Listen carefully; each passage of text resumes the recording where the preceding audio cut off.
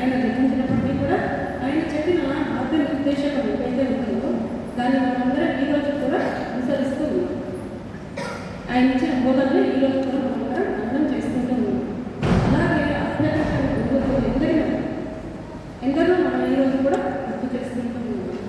గురునానక్ కావచ్చు, రమణ మహర్షి గారు కావచ్చు, జీసస్, అట్లాగే సాయిబాబా, సత్య సాయిబాబా, వీళ్ళందరి బోధనలు కూడా మనం ఈరోజు కూడా మననం చేసుకుంటూ వాళ్ళు చెప్పినటువంటి విషయాలని మనం ఎన్నో రకాలుగా మన అనుభవాలు తెచ్చుకునే ప్రయత్నం, మనం పాటించే ప్రయత్నం చేస్తూ ఉంటాం.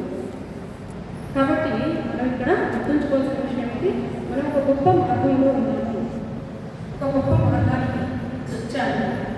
కాబట్టి దీనిలో ఎదిగే ప్రయత్నం ప్రతి ఒక్కరూ కూడా చేయాలి. మరి ఇలా ఎదగటానికి మనకి సారు ఇది మనకి నాగరావు సార్ అనమాట.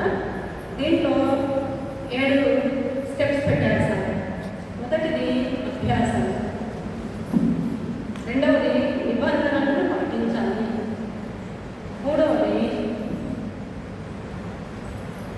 మూడవది మెలకువలను తెలుసుకోవాలి, నాలుగవది వృత్తి అనుకరణ ఉండకూడదు, 5వ పాయింట్గా నేర్చుకోవడానికి పరిమితులంటూ లేదు, 6వ పాయింట్ అనుబంధమైనవన్నీ నేర్చుకోవాలి, 7వ పాయింట్ బుద్ధిని వికసింప చేసుకోవాలి. మరొకసారి చెప్తామా? అభ్యాసము, ఫస్ట్ పాయింట్ అభ్యాసము, 2వ పాయింట్ నిబంధనలు పాటించాలి, 3వ పాయింట్ మెలకువలను తెలుసుకోవాలి, 4వ పాయింట్గా బుద్ధి అనుకరణ ఉండకూడదు, 5వ పాయింట్ వచ్చింది